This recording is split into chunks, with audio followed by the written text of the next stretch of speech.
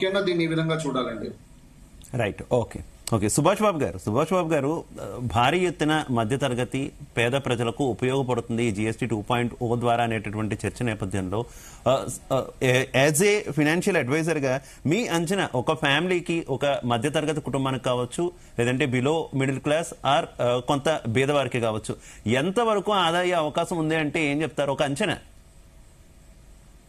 అది బ్రాడ్ అంచనా కింద వేసుకుంటే నా ఉద్దేశం 10 to 15% సేవింగ్ రావచ్చు ఫ్యామిలీ ఎక్స్పెండిచర్ వాళ్ళ బడ్జెట్స్ లో.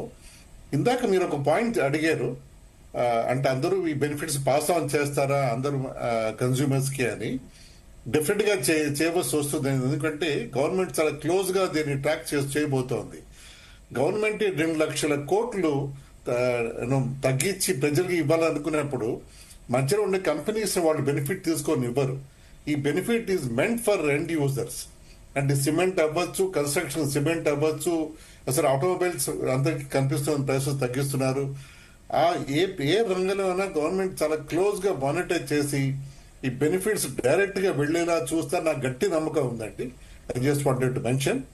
So yes, it's great initiative by government.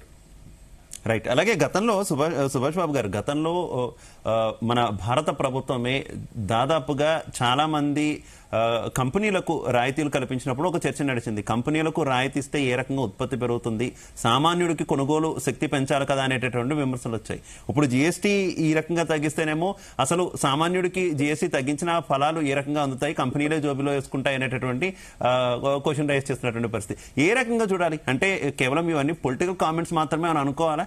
అటు కంపెనీలకు రాయితీలు ఇవ్వడం కావచ్చు, ఇటు GST తగ్గింపు కావచ్చు, ఈ రెండింటి వల్ల వచ్చినటువంటి లాభ నష్టాలు ఏంటి అంటే ఏం చెప్తారు? ఇది ఉత్తి పొలిటికల్ స్ట్రాటజీ కాదండి అస్సలు. ఇది సొసైటీలో కామన్ మ్యాన్ కి బెనిఫిట్ క్రియేట్ చేయాలనుకున్న సీరియస్ ఇంటెంట్ అండి ఇది.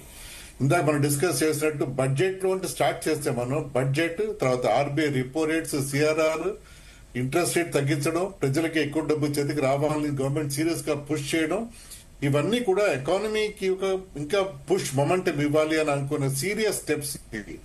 ఇందాక అభిషేక్ గారు చెప్పినట్టు టారిఫ్స్ కూడా మన ఎఫెక్ట్ అవ్వకుండా ఇదొక మనం బ్యాకప్ ప్లాన్ గా పెట్టుకున్నాం. మనం లక్కీగా ఇవాళ డిస్కషన్స్ జరుగుతాయి, నిర్ణయం ఇవాళ అవుతున్నాయి. హోప్ఫుల్లీ మన డిస్కషన్ లో టారిఫ్ కూడా రిజాల్వ్ అయిపోతుంది అనుకోవచ్చు. ఒకవేళ కానీ టారిఫ్ ఇక్కడ డిలే అయితే మన ఎకానమిక్ స్లో అవ్వకుండా ఇలాంటి స్టెప్స్ మన కన్సంప్షన్ పెంచుతాయి, మన ఇండస్ట్రీని ఇంకా పుష్ చేసే ఛాన్స్ దొరుకుతుంది మనకి. సో మనం ఇన్సులేట్ అవుతాం బయట ప్రపంచాలతో, మనం ఎఫెక్ట్ అవ్వకుండా కొంచెం మనం డొమెస్టిక్ కన్సంప్షన్ తో మనం దాన్ని మనం ఆపుకోగలం. సో నా ఉద్దేశంలో it's definitely great initiative by government అండి.